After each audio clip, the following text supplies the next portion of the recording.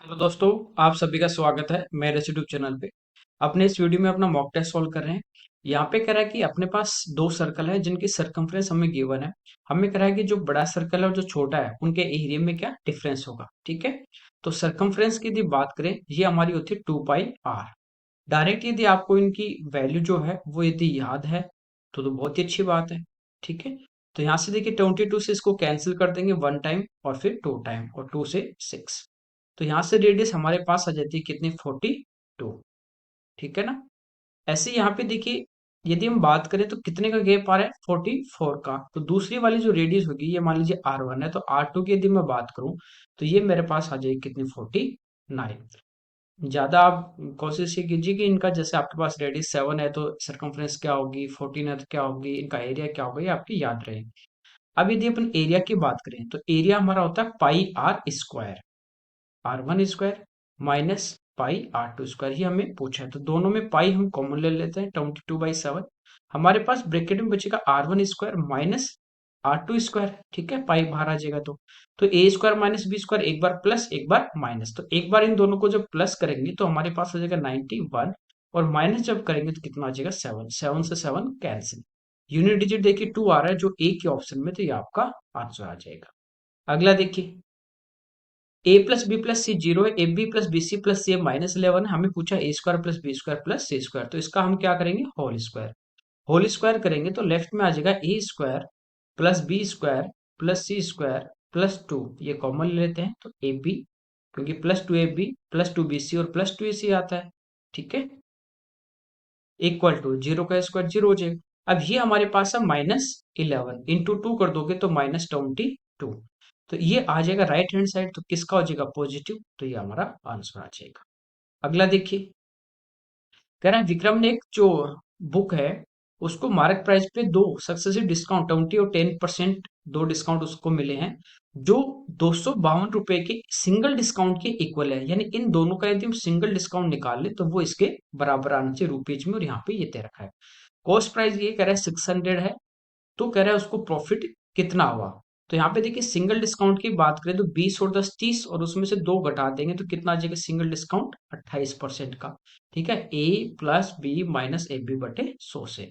तो single discount कितने का आ रहा है, 28। और ये जो सिंगल डिस्काउंट आया अपने पास 28% का, ये कह रहे हैं रुपीज में कितने के बराबर है, 252 के बराबर है। ठीक है, अब देखिए, विक्रम एक पुस्तक के अंकित मूल्य पे दो क्रमागत बट्टे 20 और 10% देता है, जो 252 रुपए के सिंगल डिस्काउंट के बराबर है। यदि इसका कॉस्ट प्राइस 600 है तो विक्रम को कितना लाभ हुआ। ठीक है, कॉस्ट प्राइस 600, देखिए हम बेची कितने में वो निकालेंगे। यदि इसने 28% का डिस्काउंट दिया होगा तो बाकी कितना बचा, 72%। तो जो भी इसका मार्क प्राइस था उसके 72% पे सेल किया, तो हम इसका 72% यहाँ से फाइंड आउट कर लेंगे। ठीक है, अब इसको कैंसिल आउट करते हैं।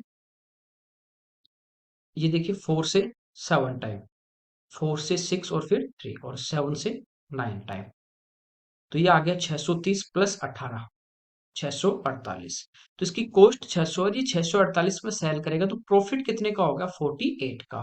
प्रॉफिट किस पे, 600 पे, और इनटू, अच्छा हमें डायरेक्ट प्रॉफिट ही पूछा रुपीज में, परसेंटेज में नहीं पूछा, तो ये हमारा इस क्वेश्चन का आंसर आ जाएगा। अगला देखिए, यहाँ पे देखिए ग्राफ दिया आपने को। ठीक है, बार ग्राफ दी है। ये कह रहा है which of the following statement is not correct, सही कथन कौन सा नहीं हमें पूछा है। यहाँ पे देखिए अलग अलग Y1 Y2 Y3 Y4 और Y4 5, ये हमें ईयर दिए गए हैं। एल और एम दो कंपनी है जो 5 वर्षों में ट्रक जो बना रही है, उनके यहाँ पे ग्राफ दिया गया है। कह रहा है Y1 में कंपनी एल द्वारा ट्रक का जो प्रोडक्शन है Y1 में एल द्वारा, ये 60। ठीक है, Y1 में कंपनी एम के उत्पादन का 24%, एम का कितना है, 25। इससे तो ज्यादा है, इससे कम थोड़ी है जो 24 होगा, तो ये तो अपना क्या हो गया, गलत हो गया। और ये पूछा गलत कौन सा है, तो देखिए ओनली वन, और वन किसके साथ आ रहा है, सेकंड। तो इन दो में से अपने को देखना, अब दोनों, वन तो अपना आ गया है कि ये तो रोंग है, लेकिन अब सेकंड भी चेक करना है। सेकंड है कि ये Y4 में कंपनी एल का प्रोडक्शन जो होगा, एल का Y4 में ये है 15, और Y4 ईयर में कंपनी एम का जो ट्रक का प्रोडक्शन है Y4 में, ये कितना है, 50। इनका रेशियो 10 और 13 का नहीं, देखिए 5 से कैंसिल होगा 3 टाइम, 5 से 10 टाइम, 3 और 10 का आना चाहिए, जबकि कह रहा है 10 और 13, ये रॉन्ग। तो ये दोनों गलत है, तो आंसर आ जाएगा डी। अगला देखिए, कह रहे हैं कंटेनर में 20 लीटर मिक्सचर है, इसमें 10% जो है सल्फ्यूरिक एसिड है, घोल में 25% सल्फ्यूरिक एसिड बनाने के लिए इसमें मिलाई जाने वाली सल्फ्यूरिक एसिड की मात्रा। जो चीज मिलाते हैं उसको नहीं लेना, ये मैंने बताया था। तो पहले जो मिक्सचर है वो 20 लीटर है। 10 लीटर यदि इसमें सल्फ्यूरिक एसिड होगा तो इसमें वाटर कितना होगा? तो वाटर होगा इसमें 90%। इक्वल टू न्यू सॉल्यूशन की यदि बात करें वो हमें फाइंड आउट करना है, क्योंकि कुछ और ऐड करेंगे। 25% सल्फ्यूरिक होगा तो इसमें वाटर कितना होगा? 75। ठीक है, 15 से 5 बार, 15 से 6 बार, 5 से 4 टाइम, तो ये आ जाएगा 24 लीटर जो है वो न्यू सॉल्यूशन है, जिसमें से 20 पहले वाला है, तो कितना और मिलाया गया? 4 लीटर। अगला देखिए, P square plus 1 upon P square की वैल्यू दी है, हमें क्यूब में पूछा है। तो पहले तो हमें देखिए कब ये आएगा, जब हमारे पास पी प्लस 1 अपॉन पी और उसका हम होल क्यूब करते हैं। तो इधर 2 ऐड कर देते हैं दोनों साइड में, तो ये तो हमारे पास पी प्लस 1 अपॉन पी का होल स्क्वायर बन जाता है। ठीक है, और ये 14 और 2 16, 4 का स्क्वायर बन जाता है। तो रूट लेंगे तो इधर तो आएगा पी प्लस 1 अपॉन पी, और इधर आ जाएगा कितना? 4। अब हम क्या करेंगे? क्यूब, तो P cube plus 1 upon P cube equal to 4 का क्यूब 64, और इसी का 3 टाइम इन नंबर में से माइनस कर देंगे, तो ये आंसर आ जाएगा कितना? 52। ओके, अगला देखिए, यहाँ पे कह रहा है 10.5 सेंटीमीटर रेडियस का एक सेक्टर अपने पास है, जो सेंटर पे 120 डिग्री का एंगल वो बनाता है। इसे मोड़ की त्रिज्या खंड कि दो जो कह रहा है समग्र त्रिज्याओं को मिला के कौन बनाया गया। देखिए, इस टाइप से अपने पास एक सेक्टर था, ये अपने पास एक सेक्टर था। ठीक है, इसकी रेडियस है 10.5, और यहाँ पे एंगल बना रहा था सेंटर के ऊपर, ये सेंटर था 120 डिग्री। अब ये कह रहा है कि ये जो दोनों साइड थी यहाँ पे, जैसे ये वाली, ठीक है, और ये वाली, जैसे इस पॉइंट को, ये ए है और ये बी है, तो आपने यहाँ से ए से उठा के और बी के पास लेके मिला दिया। इस टाइप से जो कागज लेके देखोगे तो यूं मिल जाएगा। तो ये जो चाप होगा यहाँ पे, वो जो भी कोण बनेगा ये उसकी सरकमफ्रेंस हो जाएगी। ठीक है, और ये जो यहाँ पे रेडियस थी वो उसकी क्या हो जाएगी? त्रियक ऊंचाई हो जाएगी। समझे? तो हमें पहले यहाँ से क्या निकालनी है? इसकी सरकमफ्रेंस, ताकि ये जो चाप की लंबाई निकालेंगे वो उसकी सरकमफ्रेंस होगी, ताकि हमारे पास रेडियस आ जाए। ठीक है, अब देखिए, यहाँ पे यदि बात करें अपन सरकमफ्रेंस की, पूरी सर्कल की, वो होती है 2 पाई आर। ठीक है, 2 इंटू पाई और इंटू आर, वो है 10.5। ये कब होती है? जब सेंटर पे एंगल हो 360 डिग्री का। यहाँ एंगल अपने पास है 120 का, तो ये हमारे पास क्या आ जाएगी? इस चाप की लंबाई आ जाएगी। ठीक है, इसी को सिंप्लीफाई करना है, तो 120 से 3 टाइम, और 3 से 3.5 इंटू 2 कर देंगे, तो ये हमारे पास कितनी आ जाएगी? 7 पाई। ये आ गई चाप की लंबाई, ये वाली ए से बी तक। जब इन दोनों को मिला दोगे ए और बी की, तो ये जो 7 पाई आई है, ये उस कोण की, इस टाइप से जब कोण बनेगा आपके पास, तो ये इस कोण की ये जो लंबाई थी चाप की, ये हो जाएगी सरकमफ्रेंस, तो ये हो जाएगी 2 पाई आर। ठीक है, पाई से पाई कैंसिल हो जाएगा, यहां से आर हमारे पास आ जाएगी 7 पाई। ठीक है, तो रेडियस इसकी आ गई 3.5, स्लेंट इसकी हाइट है 10.5, और ये हमें इसकी हाइट निकालने हैं। यदि ये हाइट और हमारे पास आ जाएगी, तो हमारे पास इसका क्या आ जाएगा? वॉल्यूम आ जाएगा। ठीक है, देखिए, तो हम करेंगे 10.5 का होल स्क्वायर, तो ये कितना हो जाएगा? 110.25, और 3.5 का करेंगे, ये हो जाएगा 12.25। इसमें से घटा के रूट लेना है, तो घटा देंगे तो जीरो जीरो हो गया, तो ये आया कितना? 98, और रूट ले लेंगे तो ये हो गया 49 इंटू 2, तो ये आ जाएगा 7√2। ठीक है, हाइट। अब कौन का ए वॉल्यूम होता है? 1/3 पाई आर स्क्वायर, तो आर अपने पास है 7/2 इंटू एच, एच हमारे पास है 7 इंटू√2। ठीक है, तो पाई तो देखिए सारे ऑप्शन में पाई है, और 343 यानी ये 7 का क्यूब है, 7 का क्यूब 343 भी है, और √2 आएगा, √3 वाला ऑप्शन आप हटा दीजिए। ठीक है, नीचे यदि अपन देखें 3 दूनी 6, 6 दूनी 12, तो ये इस क्वेश्चन का हमारा आंसर आ जाएगा। अगला देखिए, यहाँ पे क्या ट्राइंगल है अपने पास एबीसी, ये ट्राइंगल अपने पास है यहाँ पे एबीसी। इसमें कह रहा है बीसी के पैरेलल ये जो BC था बेस, इसके पैरेलल एक लाइन खींची गई MN, जो AB और AC को M और N पे यहाँ पे इंटरसेक्ट करेगी या मीट करेगी। तो MBCN जो नीचे वाला ये जो अपने पास है क्वाड्रिलेटरल, इसका एरिया हमें दिया है कितना, 130 सेंटीमीटर स्क्वायर। कह रहा है AN और NC का जो रेशियो है वो है 4:5 का। तो पूछा है इस ऊपर वाले ट्राइंगल का एरिया। देखिए जब भी ट्राइंगल में एक साइड के पैरेलल अपन एक साइड खींच दे तो दो ट्राइंगल बनेंगे, दोनों सिमिलर होंगे। सिमिलर होंगे तो कुछ भी दे दे, उनका एरिया आपको यदि फाइंड आउट करना है तो जो भी दिया उसका स्क्वायर करते हैं, ठीक है। तो सबसे पहले देखिए ट्राइंगल ए एम एन और पूरा ट्राइंगल एबीसी की यदि अपन बात करें, यदि इसकी ये साइड 4 होगी तो इसका एरिया होगा 4 का वर्ग 16, और ये पूरी 4 और 5 9 हो जाएगी तो 9 का वर्ग 81, यही होगा। यदि इस क्वाड्रिलेटर का निकालना है तो 81 में से 16 को अपन क्या कर देंगे, माइनस कर देंगे। तो 81 में से अपन 16 को यहाँ पे क्या करेंगे, माइनस करेंगे। तो ये हमारे पास आ जाता है कितना, 65। ये एरिया आना चाहिए 65, जबकि एक्चुअल में कितना दिया गया है, 130। तो 65 रेशियो की वैल्यू 130 है, तो 1 की कितनी आ जाएगी, 2 आ जाएगी। तो 16 की कितनी आ जाएगी, 32। ये हमें पूछे। अगला देखिए, यहाँ पे कह रहे हैं साइन की power 4x plus sine square X equal to 1 है, तो कोट की power 4x plus cot square X का मान क्या होगा। जो आपको गिवन है ना, उसी के फॉर्म में आपको चेंज करना है, ठीक है। तो यहाँ पे देखिए कोट की पावर 4 प्लस कोट स्क्वायर, तो यहाँ से मैं कोट स्क्वायर बाहर कॉमन ले लेता हूँ। तो ये मेरे पास क्या बचा, कोट स्क्वायर एक्स प्लस 1, और 1 प्लस कोट स्क्वायर एक्स क्या होता है, कोसेक। इसको चेंज कर देंगे, ये हो जाएगा cos square x upon sine square x into ये होगा कोसेक स्क्वायर एक्स जो होता है 1 अपॉन साइन स्क्वायर एक्स, ठीक है। कोई दिक्कत नहीं यहाँ तक। यहाँ से देखिए ये साइन स्क्वायर एक्स आगे ले जाएंगे तो यहाँ आ जाएगा साइन की power 4x equal to 1 minus sine square यानी कॉस स्क्वायर एक्स, ठीक है। तो कोस स्क्वायर एक्स की जगह क्या लिख देंगे, साइन की पावर 4, और नीचे भी क्या है, साइन की पावर 4, तो ये आपस में कैंसिल, आंसर कितना, 1। अगला देखिए, यहाँ पे कह रहा है अपने पास सॉलिड वुड है, लकड़ी है, ठीक है, वुडन है, इसका क्यूब है, और उस अधिकतम आयतन का कह रहे हैं लंबवर्तीय बेलन काटा जाए, इस टाइप से आप समझिए। ये आपके पास एक क्या है, क्यूब है, ठीक है। इसमें से कह रहा है अधिकतम आयतन का यदि अपन एक सिलेंडर बाहर निकाले तो बाकी जो बचेगा, वुडन जो बचेगी, लकड़ी जो बचेगी, वो कह रहा है कि उसका टोटल का स्टार्टिंग वाले का कितना परसेंट यहाँ पे रिमेनिंग बचेगा। इस टाइप से निकलेगा यदि आप अधिकतम आयतन का निकालते हो, तो इस टाइप से ना।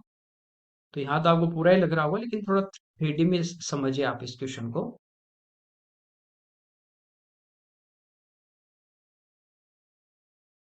ठीक है। ये अपने पास एक क्यूब क्यूब है, और इसमें से इस टाइप से यदि यहाँ से एक निकाला जाए, ठीक है, इस टाइप से, जिसकी हाइट होगी सिलेंडर की वो होगी, इसकी साइड यदि ए है तो इसकी साइड के इक्वल तो इसकी हाइट होगी। और यहाँ पे यदि अपन इसकी साइड तो ए है क्यूब की, और ये जो इसका डायमीटर होगा ना सिलेंडर का, वो इसके इक्वल होगा।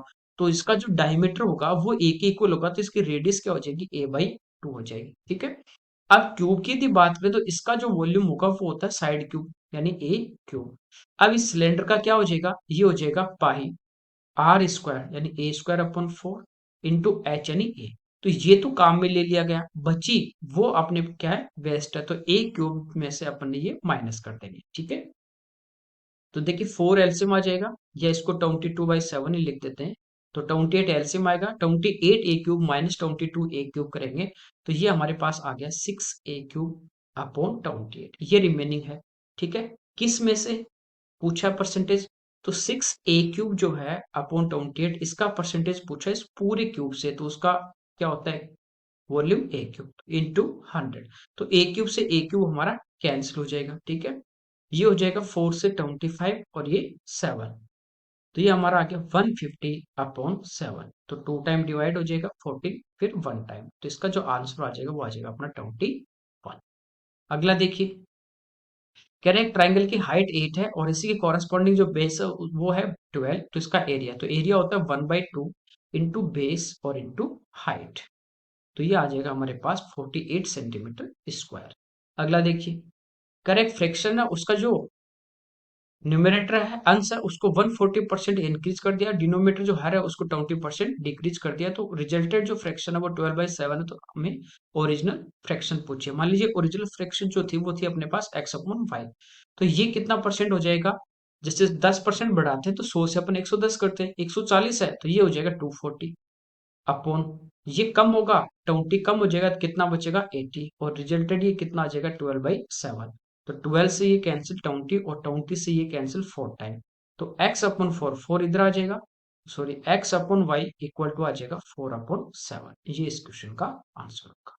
अगला देखिए, अमन कह रहा है घर से 60 किलोमीटर पर आवर की स्पीड से कार चला रहा है और रिटर्न में 30 की स्पीड से आ रहा है। घर पहुंचने में उसे 1 घंटा ज्यादा लगा, तो कह रहा है कि डिस्टेंस कितनी थी? तो डिस्टेंस तो सेम ही ट्रेवल कर रहा है, टाइम का जब भी डिफरेंस दे तो आपने दूरी क्या होती है, ये होती है प्रोडक्ट ऑफ स्पीड चालों का गुणनफल अपॉन डिफरेंस ऑफ स्पीड चालों का अंतर, तो दोनों में अंतर है 30 और गुणा समय का अंतर टाइम का डिफरेंस वो है 1, तो 30 से 30 कैंसिल, आंसर आ जाएगा 60। अगला देखिए, सिंप्लीफाई करना है, सबसे पहले ऑफ को करेंगे, तो 3 गुना 12 36, तो ये होगा 15 माइनस 36 डिवाइड बाई 2 प्लस यहाँ भी ऑफ में नहीं मल्टीप्लाई 3 दूनी 6 और डिवाइड बाई, अब डिवाइड करेंगे तो देखिए 6 में 2 का भाग दे यहाँ बचा 3, ठीक है, यहाँ 36 में 2 का भाग दे यहाँ बचा 18, तो ये आ गया 15 माइनस 18 प्लस 3, तो 18 माइनस 18 आंसर आ जाएगा 0। नेक्स्ट देखिए, ए कर रहा है किसी काम को 11 एंड 1/2 डेज में कंप्लीट कर रहा है, बी ए से 20% मोर देन एफिशिएंट है, किससे? ए से। यदि ए की एफिशिएंसी 100 होगी तो बी की कितनी हो जाएगी 125। फिर कह रहा है सी बी का 50% एफिशिएंट है, बी का, यदि बी की एफिशिएंसी 100 है तो सी की कितनी हो जाएगी 50 हो जाएगी, तो यहां से पहले हम इनकी एफिशिएंसी का रेशियो निकाल लेते हैं, ठीक है, तो 25 से 4 टाइम 25 से 5, 50 से 1 और 50 से 2, ये इनका रेशियो है, तो मल्टीप्लाई करोगे 4 इंटू 8, 5 इंटू 2 10, 5 इंटू 1 5, ठीक है, कि ए यदि एक दिन में 8 यूनिट काम करता है तो बी 10 करेगा और सी 5 करेगा। यहाँ पे टोटल हमें दिया गया ए का टाइम, तो इसकी एफिशिएंसी से मल्टीप्लाई करेंगे तो आपको पता है एफिशिएंसी इंटू टाइम करते हैं तो टोटल काम आ जाता है कुल वर्क, तो टोटल वर्क की यदि बात करें तो ये हमारे पास आ जाएगा 23/2, ये तो टाइम है, और इंटू एफिशिएंसी है, ये कुल कार्य आ गया। कह रहा है तीनों एक साथ करेंगे, तो एक साथ करेंगे 8 ये करेगा 10 ये करेगा 5 ये करेगा, तो टोटल कितना हो गया 23, इससे डिवाइड कर देंगे तो टोटल टाइम कितना लगेगा 4। ओके, अगला देखिए, यहाँ पे करेंगे एग्जाम में 3 स्टूडेंट थे जिनके एवरेज मार्क्स 55 थे, यानी पहले के भी 55, दूसरे के 55, तीसरे के भी 55, 3 से गुणा करोगे टोटल आ जाएगा।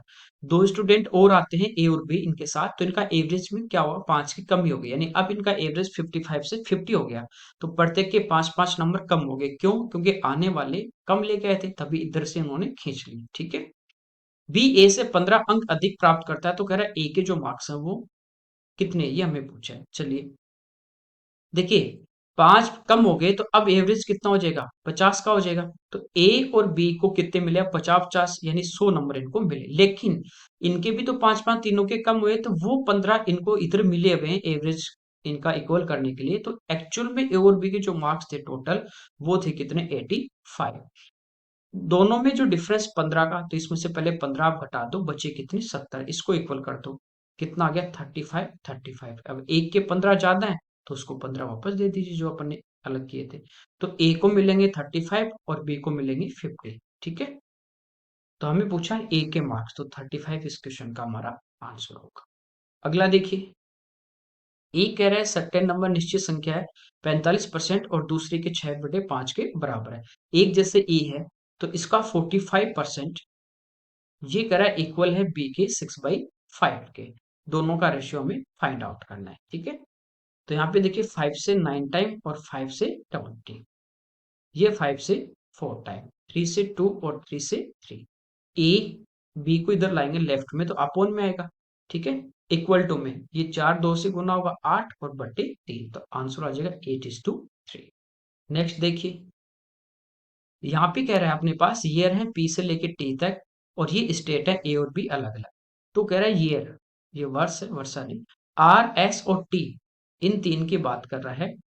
बी की टोटल पॉपुलेशन, तो ये बी की टोटल पॉपुलेशन होगी 550। और कह रहा है कि ये पी क्यू आर में ए की total population, P Q R इनकी बात कर रहा है कि बीच में रेशियो पूछा, तो इन सबको प्लस कर लेते हैं अपन। 700 और 300 1000। ठीक है, 5 से 11 टाइम और 5 से 20, तो ये हमारा इस क्वेश्चन का आंसर होगा। नेक्स्ट देखिए, ये कह रहा है 10 का कॉम्प्लीमेंट्री एंगल किसके इक्वल होगा। ठीक है, आपको पता है कॉम्प्लीमेंट्री एंगल क्या होते हैं, जिनका सम 90 डिग्री हो। ठीक है, जैसे एक ए होगा और एक बी होगा, तो इन दोनों का जो सम होगा वो होगा 90 डिग्री। ठीक है, जैसे ए की मैं बात करूं तो ये हो जाएगा 90 माइनस बी। अब 10 की बात करें तो 10 ए और ये इसका कॉम्प्लीमेंट्री एंगल 10 90 माइनस बी क्या हो जाएगा, कोट। तो किसके इक्वल होता है, ये होता है उस कोण के कोट के इक्वल। ठीक है, या दोनों ए और बी ले लिए, यहाँ पे यदि एक ए होगा तो दूसरा क्या हो जाएगा, उसका कॉम्प्लीमेंट्री एंगल 90 माइनस ए। ठीक है, सेम एंगल लेना है तो उसके कोट के इक्वल होगा। अगला देखिए, ओ कह रहा है एक सर्कल का सेंटर है, तो ये हमारे पास एक सर्कल है। ठीक है, ओ इसका सेंटर है। पी ए एक्स और P B Y point A और बी पे कह रहा है पी से इस पे टेंजेंट है, जैसे ये अपने पास है पी, तो एक टेंजेंट अपने पास इस टाइप से है, ये यहाँ पे मान लीजिए टच करिए पी ए एक्स, इसको आगे बढ़ा दिया। और दूसरी जो अपने पास है वो इस टाइप से है पी बी वाई। ठीक है, अब ये कह रहा है क्यू सर्कल के ऊपर एक पॉइंट है, एंगल क्यू ए एक्स 49 है। यहाँ पे मान लीजिए क्यू अपने पास है और इसको ए से मिला दिया, तो ये एंगल आ गया कितना 49। क्यू बी वाई, तो ये हमारे पास आ गया कितना 62। हमें कह रहा है ए क्यू बी कितना हुआ, ए क्यू बी, ये वाला एंगल हमें फाइंड आउट करना है। देखिए मैं ए और बी को यदि मिला दूं, ठीक है, तो ये आप देखिए यहाँ पे ये जो एंगल बन रहा है 62 का, ये इस कोड के और इस टेंजेंट के बीच वाला है, तो इसी कोड द्वारा रिमेनिंग सरकमफ्रेंस पे बनाएगा ये एंगल भी 62 होगा। ऐसे ये कोड है अपने पास ए से क्यू और ये इसके टेंजेंट है, इनके बीच का 49, तो इसी कोड द्वारा रिमेनिंग सरकमफ्रेंस पे बनाएगा ये भी 49 होगा। ठीक है, अब ए बी क्यू एक ट्राइंगल है जिसमें दो एंगल आपके पास हैं, कितने, इनका सम कितना हो गया 111, तो ये 180 में से घटा देंगे तो हमारे पास कौन सा आ जाएगा, तीसरा आ जाएगा कितना 69। ठीक है, अगला देखिए, कह रहे हैं ट्राइंगल है एक एबीसी, ये अपने पास एक ट्राइंगल है यहाँ पे एबीसी, को सेंटर ओ वाले सर्कल के अंदर है। अच्छा, इस टाइप से है, ये एक ट्राइंगल है एबीसी जो सर्कल के अंदर है, ये इसका सेंटर है ओ। तो कह रहा है एओ को जब आगे बढ़ाते हैं, एओ को आगे बढ़ा दिया, जो वर्त को के पे काटेगा, यहाँ पे के पे काटा है, और एडी जो है वो बीसी पे लंबा है, ये यहाँ पे परपेंडिकुलर दे दिया। कह रहा है बी 80 है, ठीक है, ये 80 है, ये 90 है, तो ये कितना आ जाएगा 10। सी 64 है, ये 64 है, ठीक है, ये 90 है, तो ये हमारे पास कितना बचा 26। तो कह रहा है डी ए के का माप क्या होगा। अच्छा, मतलब ये स्ट्रेट लाइन में नहीं आएंगे फिर तीनों, ये हमारे पास जैसे इस टाइप से एक सर्कल दिया गया यहाँ पे। ठीक है, और ये अपने पास एक ट्राइंगल है एबीसी, ये इस पे यहाँ पे परपेंडिकुलर है एडी, और यहाँ पे मान लीजिए इसका सेंटर हमारे पास ओ है। ठीक है, तो ये कह रहा है जब ए ओ को आगे बढ़ाया, ए ओ को आगे बढ़ाया, यहाँ पे इसका सेंटर था ओ, ये से मिलके, तो ये कहाँ पे इसको इंटरसेक्ट कर रहा है के पे, इस टाइप से दिया गया है। तो ये हमें बी दिया गया 80, तो ये तो हमारा कितना आ जाएगा 10 डिग्री। ठीक है, ये हमें दिया गया 64, तो ये पूरा जो एंगल होगा ना, ये वाला पूरा, ये पूरा हमारे पास 26 आ जाएगा। हमें पूछा डी ए के, तो ये वाला एंगल हमें यहाँ पे फाइंड आउट करना है। ठीक है, जब भी आपके पास सर्कल और ट्राइंगल इस टाइप का क्वेश्चन आ जाए, तो आप समझिए जैसे पीछे अभी क्या था कि कोड और टेंजेंट के बीच वाला रिमेनिंग सरकमफ्रेंस पे उसी कोड द्वारा, ऐसे जब आ जाए तो आप चाप जो होंगे आर्क वो लेके चलिए, कोड वगैरह कहीं न कहीं उनमें आपस में आपको कुछ ना कुछ रिलेशन मिल जाएगा। ठीक है, जैसे मैं इस सी को और के को मिला देता हूँ यहाँ पे, समझ गए, इसको मैंने मिला दिया। देखिए ये जो 64 का एंगल यहाँ पे बना, ये कौन से चाप से बना? इस ए बी से, ए बी कोड से, या ए बी चाप बोल दो, इसी से बना। ठीक है, 64। तो ये भी यदि मैं देखूं इधर वाला, तो ये भी कितना हो जाएगा? 64, इसी चाप से है। ऐसे यदि ये 80 का बन रहा है यहाँ पे बी पे, तो ये बन रहा है इस एसी चाप से, और इसी एसी चाप से देखिए यहाँ पे एक लाइन आ रही है, एक आ रही है ए से, एक आ रही है सी से। तो ये भी कितना होगा? 80 डिग्री का होगा। कोई दिक्कत नहीं। ठीक है, चलिए ये सेंटर है इसका ओ, इसको अपन मिला देते हैं सी से। तो आप देखो इस टाइप से आपके पास एक ट्राइंगल बन रहा है ए ओ सी। ठीक है, यदि यहाँ पे इसी चाप से, ये एसी चाप से बन रहा है ना ओ पे, और इसी एसी चाप से देखिए कहाँ पे बन रहा है? के पे बन रहा है। एक लाइन आ रही है ए से, एक आ रही है सी से। सरकमफ्रेंस पे आपको पता है 80 होगा, तो सेंटर पे ये जो होगा एंगल सेम, ये हो जाएगा डबल 160। अब ये ए से ओ इसकी रेडियस है, और ओ से सी भी रेडियस है। ये 160 है, तो ये भी इसके सामने का 10, ये भी 10, क्योंकि दोनों इक्वल होंगे। तो ये एंगल अपने पास आ गया 10 डिग्री का, और पूरा था 26 का, तो ये कितना बचा? 16। ठीक है, अगला देखिए। कह रहा है कि नंबर है जिनका एसएफ 21 है, एलसीएम एसएफ का 221 टाइम्स है। देखिए एसएफ की यदि बात करें, यदि ये हमारे पास 21 है, संख्या बोले तो संख्या क्या होंगी? 21x और 21y। और एक्स और वाई जो यहाँ पे होंगे, वो आपस में क्या होंगे? को प्राइम नंबर होंगे, सहभाज्य। उनमें आपस में कॉमन कुछ भी नहीं होगा, क्योंकि उनमें यदि कॉमन हुआ कुछ भी, दो तीन कुछ भी, तो 21 फिर आपका ऐसे नहीं हो सकता। समझे मेरी बात को?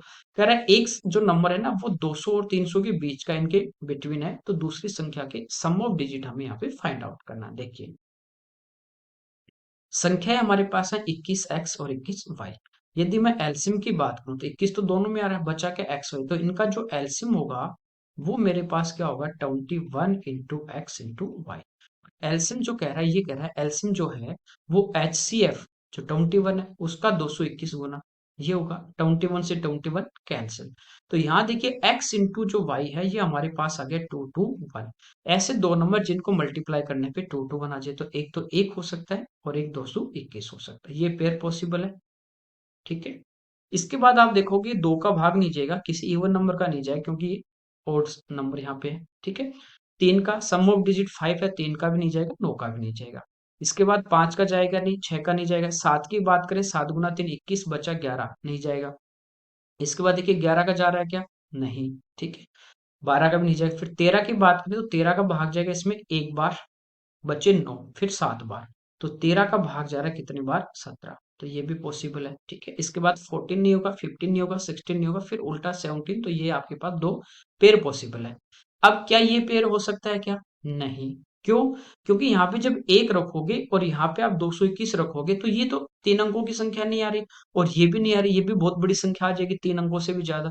तो ये तो पॉसिबल नहीं। फिर पॉसिबल क्या है? 13 और 17। तो यहाँ पे 13 रख दीजिए, यहाँ पे 17। जब 13 रखोगे, तो ये जो नंबर अपने पास, ये कितना आ जाएगा?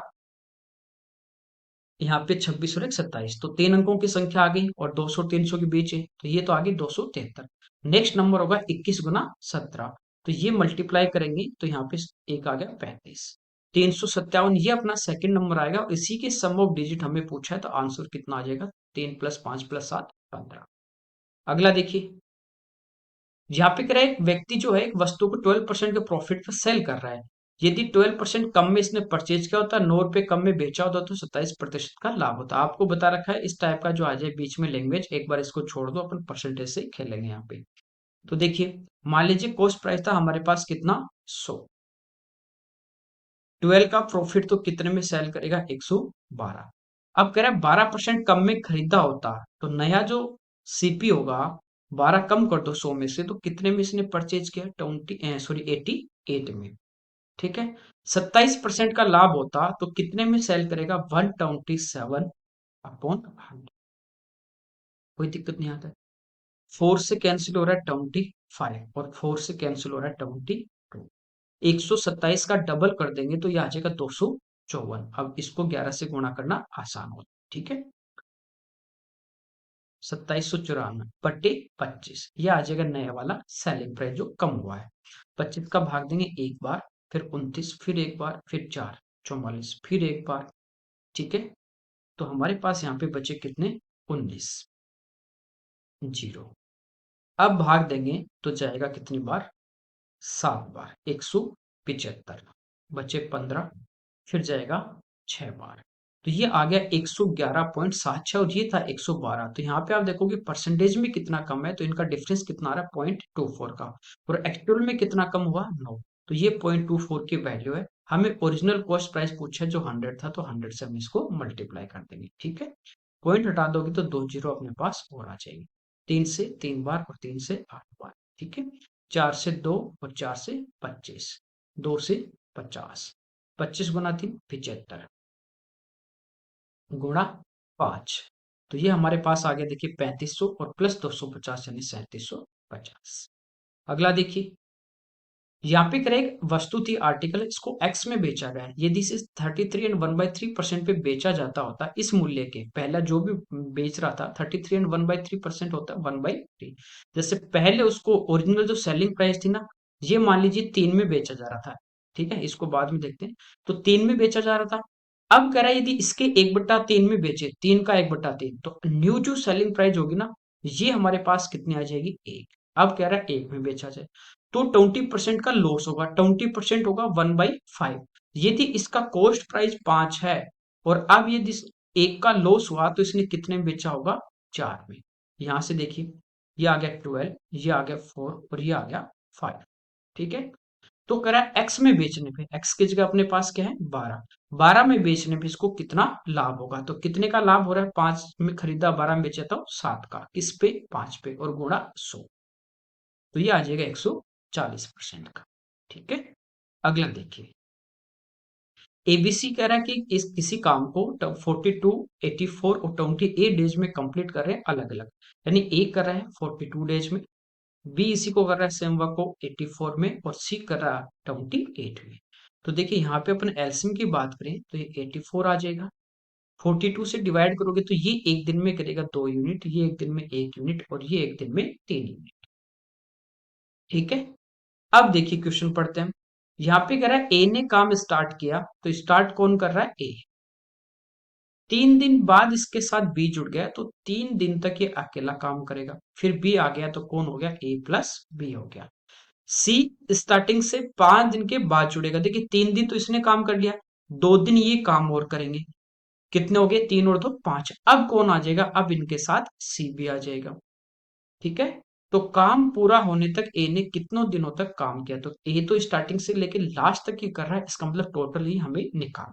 ठीक है, यहाँ पे देखिए 3 दिन में ए कितना करेगा, 3 दूनी 6, ए और बी एक दिन में 3, तो 3 दिन में ये भी 6 यूनिट, 6 और 6 12 यूनिट यहाँ पे हो चुका।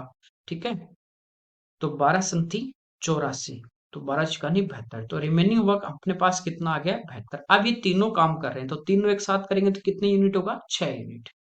तो कितने दिन और लगे, 12 दिन। तो ए ने तीनों, यानी तीनों ने मिलकर बी और सी के साथ 12 दिन काम किया है, और 5 दिन ये किया है, तो टोटल ए ने कितने दिन काम किया, 17 दिन। ठीक है, अगला देखिए। चलिए, ये हमारे इस पेपर के क्वेश्चन थे। Okay, thank you everyone.